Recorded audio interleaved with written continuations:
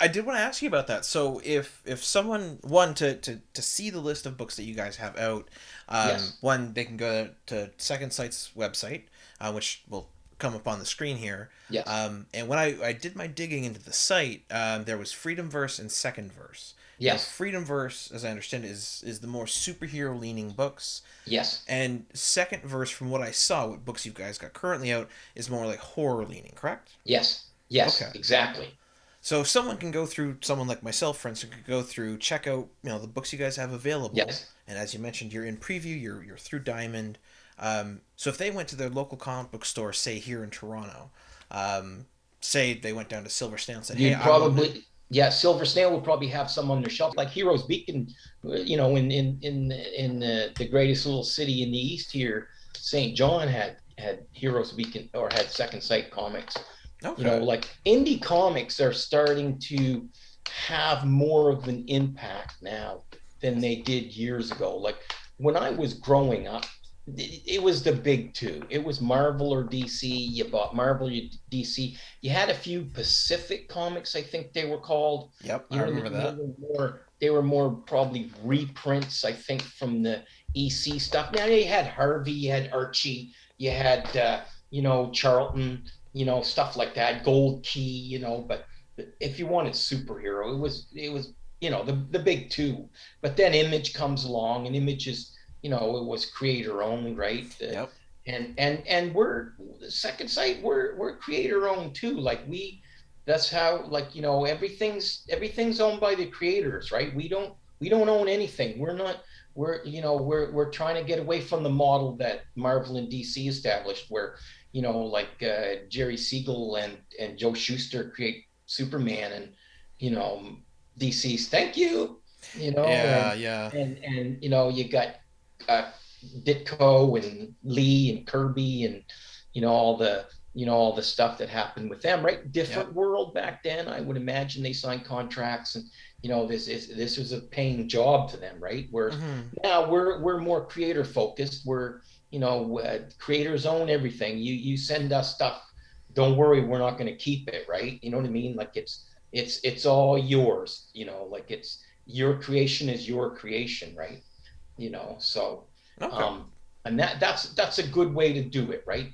Because I think some people get a little, like, what if you were the guy who created Wolverine like that Len Wein did, right? You know what I mean? And what, he's an offshoot little character, he's going to fight the Hulk. Yeah. Nobody even cared about him, right? Until he joined the X-Men.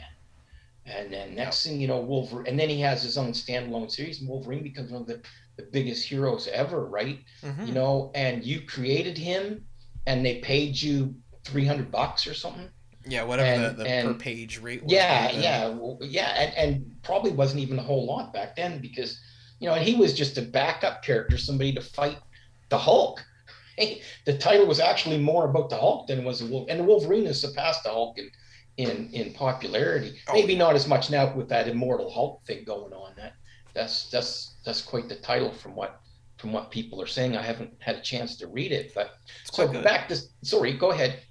Well, yeah, I was gonna say one Immortal Hulk, quite good. But so when it comes to basically people getting your books, they can actually go into their own local comic shop, and through Diamond, their store can pull that book in, right? Absolutely, absolutely. Love They it. can order whatever Second Sight has available.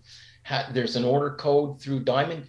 You go to the previews magazine in your local comic book shop, wherever you are in the world. Get that Diamond catalog out. You know what I mean? Look through it, find the page with Second Sight on there. They'll have order codes. They'll have nice little descriptions. I wish I had something I could show you. I don't. Oh, I'll You I'll know, bring some stuff up for you on the page. but they like, and you can go check like comiclist.com, Yep. like they like First Comic News has always has a thing about different independent comics. Mm-hmm. Second Sight, well, I'm actually, something I forgot to mention, I'm also a writer for firstcomicnews.com. Oh, okay. So I do have a column with them where I do interviews with people, and not like we're doing now, Mine's more like, I'll send you some questions and you answer them. Yep, and send them right back. Like Yep. I haven't quite mastered the whole face-to-face thing yet. But yeah, so I do interviews for firstcomicnews.com. I've been doing that for a year and a half or so now. Oh, right on. Got, maybe 100 under my belt, of different articles that I've written and stuff like that. So yeah, so First Comics will have it. Any comic book site, like news site, Newsarama, Bleeding Cool, CBR, First Comics, like Go Collect, any of Yeah. these will have a section. If you Googled it, you would find for Second Sight for what different comics are coming out. So Love like if it. I want to know what's coming out, say next month for Second Sight, I can go into any one of these sites plus previews, plus our own webpage Yep. and Twitter, and find information on Second Sight and what's available. Next week we have one coming out. C.H.E.S.S is coming out. Mm-hmm. Alfred Page's C.H.E.S.S and Alex DeGrungy, they wrote it. That's coming out next week. This week, like I just showed you, we had Yeah. show night, we had Duplicant, we had there was Freak Show Night, Duplicant, and Blowtorch. Blowtorch is a 5-part story arc, Okay. written also by writer extraordinaire Alfred Page. It's one of the characters from C.H.E.S.S. Yeah. C.H.E.S.S is a homage comic to like 90s superheroes. Like, it's The Edge is the same thing. The Edge that came out, Marvin Wynn's Edge came out last month. Another homage to 90s comics, like action and over the top writing, over the Yeah. top, art, like just phenomenal stuff, right? You know what I mean? These guys are on point with what they're doing, eh? You Love know, it. Now, for people out there who want to submit, what's the best way to do that for them, and what type of stories is it that you're looking for? well, if you go onto the Second Sight website, there's a link for submissions. You would just follow the link there. We tend to want complete stuff, and if it's going to be an ongoing series, say, just I'm making this number up, say it's going to be 6-issue story arc, we'd like to see more than a couple of issues, just for the fans' sake, Mm-hmm. because like nothing discouraged me more, like I don't know if you remember when Mark Miller was doing the Ultimates. Yep. I really, really, really liked that comic, but it took an awful long time. I absolutely understand that. Yeah. So when it comes to accepting submissions at Second Sight, if it's going to be sort of multi-issue, say 6 or 12 issues, you want to see at least a large portion of it completed. That way, like you said, there's no concern that 4 out of 6 come out and then for whatever reason the next two just don't. Um, I'm assuming from the sounds of it, you guys are also accepting sort of one shots. Is that correct? Oh, yes, absolutely. Freak Show Night that came out um, today is a one shot. Okay, Oh yeah, we perfect. we accept one shots. We'll look at anything you want to send us. We'll look at it. We're creators. We gladly look at anybody else's work too, right? Yeah. As long as Like it's a without good question. story, you're happy. Yeah, exactly. And because there's more than one mind looking at these, like it's not just one person who has the say. It's a team effort, right? Mm-hmm. So somebody might not like it, somebody else might think it's fantastic, right? But everybody seems to come to the same consensus all the time, right? That like everything that we've got out there now is like the best work that those creators are producing at the moment, right? So if Okay. anyone out there wants to submit, oh, by all means, just without question, go to our website, follow the links, and you follow the your submission rules. We will take any submissions, but it's nice if the formats are followed too. If Right. it's going to be a color story, we kind of like to see some of the color, if Hmm. it's going to be black and white, like, if you're, you know what I mean? Like, just, a Yeah, little that way. common sense in there too, right? Yeah, that way You you know. can see sort of what the finished product will actually look like, Oh, not just absolutely, here's a bunch of absolutely. rough sketches and You stuff. know. And I did want to ask because a lot of people that I've spoken to earlier today, actually, I interviewed an artist, local Toronto person named Fellhound. It's their online name. Um, they wrote portions here and there for their stories that they've come out with. When it comes to what you're actually accepting, because you're doing anthologies as well as individual books, if Yes. someone has like an 8 page little story that's nearly or is complete, that they're just like, I don't know what to do with this thing, would you accept something like that into an Yes. anthology? Oh, absolutely. Perfect. Absolutely. Our Mississippi Zombie anthology, we accept black and white horror stories. They have to be in Mississippi. Doesn't mean it has to be Oh, okay. Mississippi 2020 or 2021. You can have Mississippi Civil War, you can have Mississippi prehistoric age, you can have Mississippi 3030, right? So the whole premise of Mississippi Zombie is going to take place in Mississippi. So the Okay. state of Mississippi is where the stories take place. The time doesn't matter, Hmm. right? So you could have Mississippi. They're actually in Mississippi Zombie 1. There is a sci-fi zombie story, right?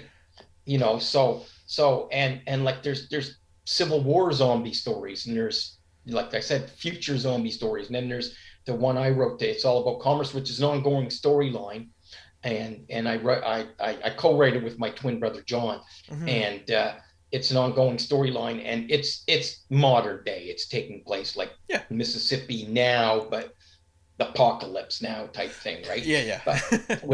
with Harvest of Horrors, the same thing. You want to submit. The only requirement for Harvest of Horrors can be black and white. Horror story, black and white. Now for Quantum Visions, the anthology that I'm editing, I'll accept anything, black and white or color, but it can't be horror or superhero, because we have horror and superhero anthologies. This one is for fantasy or sci-fi or, Western, whatever, anything that's not horror, right? Okay. Anything that's not, well, and it's kind of, the genres blend, so it can be sci-fi and horror, or it can be like fantasy and horror type thing, right? But you know what I mean? Like, so with the Quantum Visions, I'm looking mostly for color, but if it's good and it's black and white, hey, I'll take it. You know what I mean? Perfect. So and content, reasonably between 12 and 16 pages. Same thing for Harvest of Horrors. Same thing for Mississippi Zombie. But that doesn't mean that an 8-page story, if it's good, it won't get published. Hmm. We're creators. Like, if it's good, we want to show it off, right? You know what I mean? Like, if somebody sends a fantastic story to us and it's unique and it's like, wow, I never even thought of that, we're going to show it off. And then, we'll, if we like it, we'll contact you, and then we'll put the whole PR machine on it, right? And when, we'll get you in First Comics, and we'll get you in Bleeding Cool, and we'll get you in Newsarama, and we'll get you in, all the different sites. And we do promote all of our creators, and we do podcasts, and there's signings, like, there was 2 signings last month in Florida. It's Yeah. not as easy here in Canada, because like, had Lockdown. Fog City been this year, like, I would have been there. Yeah. I was, I don't know if you've heard of the East Coast Comic Expo, but it's like the Maritimes, probably the largest one in Atlantic Canada. Oh, And wow. last year they contacted me in like February and said, "Would you like to be like a guest?" Like, I wasn't like the headliners. Like, we had, they would have had Nick Bradshaw, they would have had Ed Brisson, they would have had Jed McKay, Giselle Agassi, people like that would have been headliners, right? Now Hmm. I would have been like mid card. I'd have been more of the, you know, the Rey Mysterio Yeah. rather than the Hulk Hogan, but just to be actually asked, I was like, wow, Yeah, really? You know exactly. what I That's mean? awesome. And then the pandemic happens, and so I'm like, oh, that was my shot, right? No, is it going to be, is it going to be now? Are they? We're not having one again this year, as far as I know, and I know that the islands having one, the PEI's having one, but and Chi-Con, like Chi-Con got invited to that last year. They had to, had to bail on it because of the pandemic, and I was invited to quite a few here. But Florida, they've not the same rules, I guess, right? So it's different in the States. There's Yep. Second Sight's been having some signings and stuff, and meet the creators and get some comic books signed and stuff like that. Not so much here in Canada. Maybe in the future, right? Hopefully you know soon. Yeah. yeah, hopefully. I'm not sure how things are going to go. I hope that they honor like whoever what they were supposed to be in the 2020 ECCE. I Yeah. hope they're Just bring like, it oh over. yeah, Peter, we're just gonna, like we invited you. Well, hopefully, let's hope so. Let's hope so. Yeah, definitely. Because I was pretty flattered that they even, that I'd be in the same, you know, field with, on the same ticket with like Ed Brisson and Nick Bradshaw and Jed McKay and Jim Zub and people like that have done ECCE, right? Yeah.